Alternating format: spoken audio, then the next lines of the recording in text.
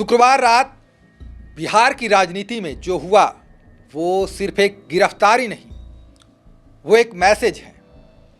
Message ये कि जो सवाल पूछेगा, जो सिस्टम को कटघरे में खड़ा करेगा, जो सत्ता को आईना दिखाएगा, उस पर पुराने केस निकालकर हथकड़ी डाल दी जाएगी।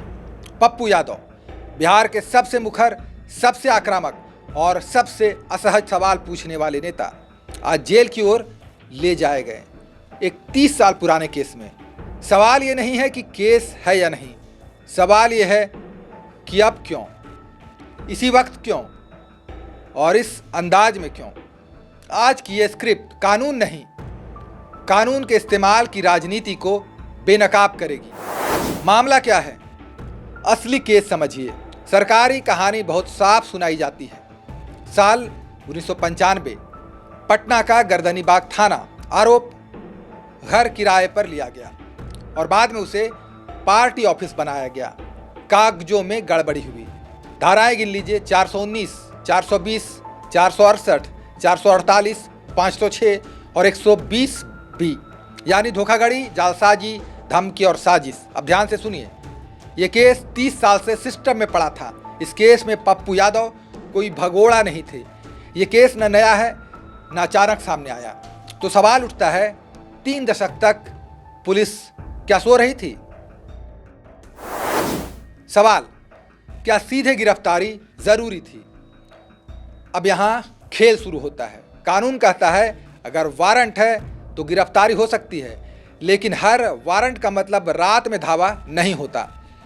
हर केस में हथकड़ी जरूरी नहीं होती, खासकर तब जब आरोपी सांसद हो, वो कोर्ट में पेश होने को तैयार हो और भागने का कोई पुराना इतिहास न हो। तो सवाल साफ है, नोटिस क्यों नहीं? दिन में गिरफ्तारी क्यों नहीं? आधी रात को पुलिस क्यों? क्योंकि ये कानूनी प्रक्रिया नहीं, ये मनोवैज्ञानिक दबाव था। अब असली ट्रिगर क्या है? अब आते हैं असली मुद्दे पर। पिछले कुछ हफ्तों में पप्पू यादव ने क्या किया? नीट छात्रा की मौत पर सवाल उठाए, प्रशासन की लापरवाही पर सीधे आरोप लगाए, बिहार सरकार को खुली चुनौती दी, सड़क से संसद तक आवाज उठाई और ठीक उसी के बाद 1995 का केस अचानक जिंदा हो गया। वारंट एक्टिव हो गया, पुलिस आधी रात घर पहुंच गई। इसे संयोग कहते हैं या पैटर्न। बिहार की राजनीति समझने वाले जानते हैं, यहाँ सवाल पूछना सबसे बड़ा अपराध है। अब गिरफ्तारी का ड्रामा, डर, दबाव और मैसेज क्या है जान लीजिए। जब पुलिस पहुंची, सादी वर्दी, भारी फोर्स, आधी रात, पप्पू यादव ने साफ कहा, मुझे नहीं पता मेरे साथ क्या होगा। ये लाइन ध्यान से सुनिए। गिरफ्तारी में ऑब्जेक्शन नहीं करना है। नहीं आपको तो मानिए कहीं कुर्सी है, बैठ जाइए। हमको तो पता भी नहीं था कि आप कौन है। हम तो बोले सब लोग बैठे, हमको पता भी नहीं था। नहीं चलने में ये डर किसी अपराधी का नहीं, ये डर सिस्टम पर अविश्वास का है।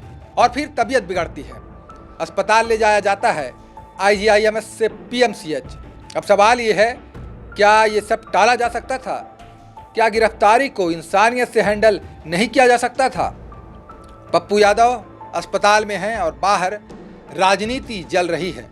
राहुल गांधी समर्थन में आ गए हैं। विपक्ष बोल रहा है ये राजनीतिक बदले की कार्रवाई है। समर्थक सड़कों पर उतर आए हैं। सरकार की तरफ से जवाब क्या?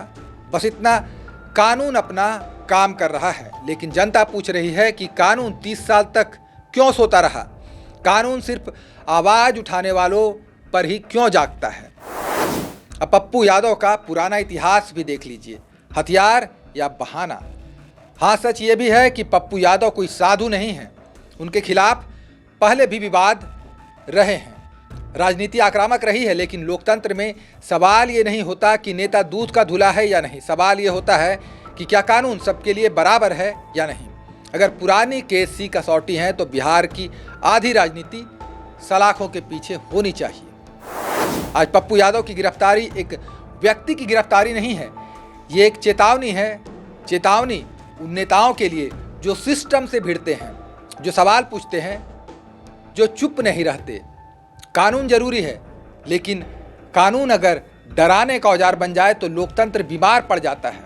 आज सवाल पप्पू यादव का है, कल सवाल किसी और का होगा, और तब शायद पूछने वाला कोई बचा न हो। अगर आपको लगता है कि सवाल पूछने पर गिरफ्तारी गलत है, कानून का इस्तेमाल डराने के लिए हो रहा है और सत्ता से सवाल करना अब सबसे बड़ा अपराध बन गया है, तो इस वीडियो को लाइक कीजिए। कमेंट में साफ साफ लिखिए, पप्पू यादव की गिरफ्तारी कानून है या राजनीतिक साजिश। 30 साल पुराना केस आज ही क्यों जागा? देश दुनिया की खबरों से अपडेट रहने के लिए चैनल को सब्सक्राइब कीजिए। नमस्कार। खबर का मतलब बवाल न्यूज। हमारे चैनल को सब्सक्राइब जरूर करें।